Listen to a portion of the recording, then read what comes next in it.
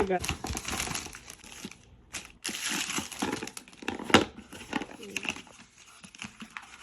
And here it is.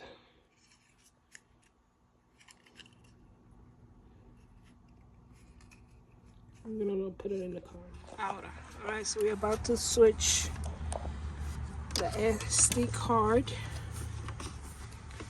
from the vehicle. 2020 Chevy Silverado.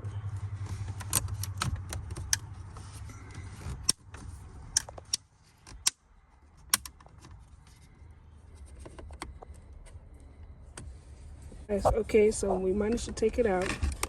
Okay, go ahead.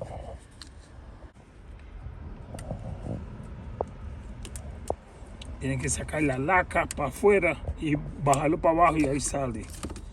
Del otro lado, apretarlo ahí y sale.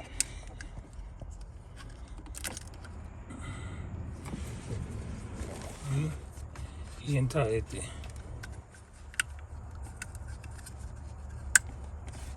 Ya.